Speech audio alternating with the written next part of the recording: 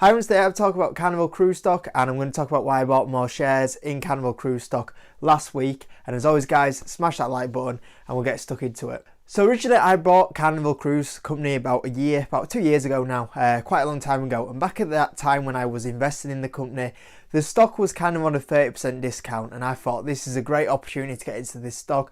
It's a company that was posting decent profit, decent revenue growth, and had a really nice dividend at the time, and I thought this is on a little bit of a discount. I'll buy in here, hold a few shares. Now, I did not know around the corner we would have an event which would, completely destroy the economy, something that was not predicted, something that came out of the blue, a black swan event, and basically all the operations, Carnival Cruises, just stop. And it's something that you can't really predict. And obviously it's really hurt the company, it's not operating, it's causing a lot of problems. And that's led to Carnival Cruise having to raise a lot of money and seeing how far they can get down the line without operating and still exist as a company, basically. And we'll be talking about that a little bit later on in the video. Now, obviously the stock price has been hurt. It's at one point was trading around about $8, where potentially I could have really bought them, but buying it, I bought at $12.16, which wasn't too bad. And like I say, it's still on a massive discount right now, so a few dollar differences are going to make a massive difference overall.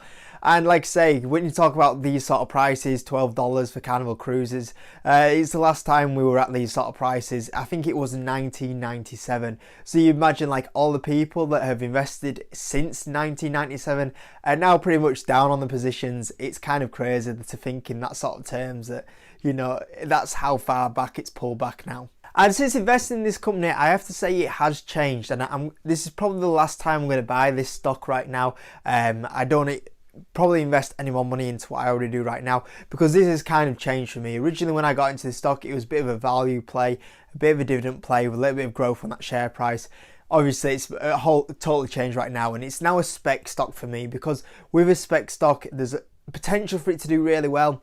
Same time, there's a lot of risk. And when we talk about Carnival Corporation, there's a very high risk that this stock could go bankrupt over the next coming few months. And because of that, that puts it down as a spec stock. Now, I think that Carnival Cruises will get through it, but at the same time, there's a chance it could go bankrupt. If this event, it's very hard to predict what's going to happen with this event that's going on right now in the world. I can't really back Carnival and say like it's 100% going to get through it. I would say there's about a 30% risk that it could go bankrupt, which is the highest in my portfolio by far. Like, I don't really buy companies that I do have a risk going bankrupt.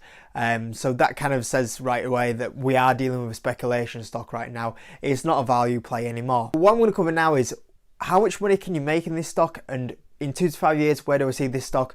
And I'm going to talk about what the potential upside is in this company right now, and that's why I bought these kind of shares at these sort of prices. So the major question hanging over the kind of Carnival's shoulders right now is the bankrupt. Is it going to go bankrupt? And I made a full video on this, but briefly my kind of view is that I don't see it going bankrupt, because I believe that Carnival will be operating again at least to some sort of function in about June time, maybe a little bit later, maybe July. Even if it was August, it wouldn't be too bad, because I think that Carnival could potentially get through at least a year with the money that it currently does have, and with the potential that it'll be able to cut down its operating costs because of not being operating.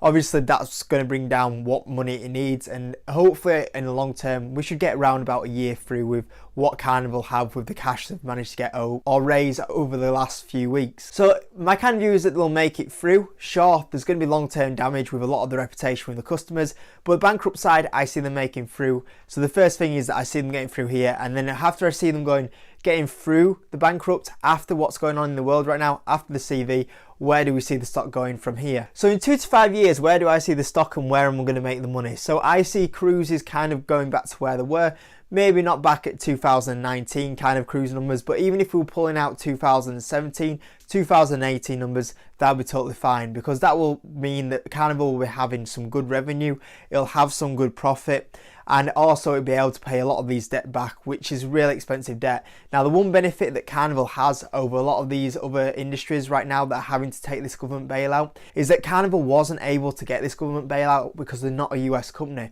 So even though the loan that they've got is really expensive, It gives them a little bit more control on what they can do with the dividend, which will really attract investors if they get this dividend back, even if it's a lower rate. And they could also potentially look at buybacks. But I think if the dividend came back, there'd be a lot of trust put back into Carnival as investors want to get back into it. And like I say, even if Carnival posts 2017 numbers and then carry on growing up from there, it'll be totally fine, because we'll know the company there is now back making profit and the share price will go back up. Now, back in 2017, the share price for Carnival was somewhere around the $40 range, and I don't think Carnival will shoot back up to them sort of prices right now, but that gives you kind of an insight into if it's $12 now, $40, we're talking nearly about a 400% upside. I mean, there's some potential massive growth in this company. Now, I don't think it'll get to $40 anytime soon, but even if this company was going back up to a $30 stock, that's a lot of upside. We're talking about 100% upside right now. And I think if Carnival are operating and put in some good numbers, maybe not this year, we'll say 2020 is a write-off, but 2021, if it recovers and does like a decent kind of 2017 sort of numbers, the stock is definitely going to go up 100%. So when I invest in this company, what money am I going to make? I think that the stock price has the potential, if 2021 is a good year, for the stock price to go up 100% in about a year, 2 years, which would be absolutely fantastic. And then when we look at 2022, if it's able to pull out kind of like 2019 numbers, the stock price could definitely start going up to $40, $50, and then we'll kind of see a really nice upside of 200+%. And that's where I kind of see the company going in the long term. And like I say, I think it will survive. It will get back to some decent numbers. And previously, this company was really well run. It had great revenue growth, great EPS growth, and the profit was going up, which led the dividend to go up as well. And overall, it was a good investment with that dividend as well. And the cruise industry will start to recover and numbers will start going back up again. And that kind of cruise industry has always grown historically year over year.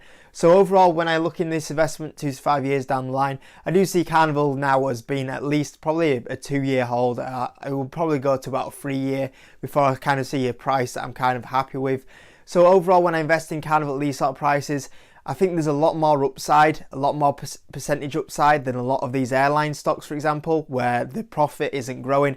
Carnival's profit was growing previously, and they'll be able to pull out some decent numbers, a lot less competition, and like I say, they've got a lot more control with the loans that they have. I have to say they are higher interest rates, but at the same time, they're not kind of controlled about paying all this back, because at the end of the day, they can do the dividend whenever they feel they're ready to pay that dividend, compared to a lot of these bailout companies that aren't able to do that. And overall, that's kind of my opinion on why I think Carnival is a decent price to get at with that little bit of a risk.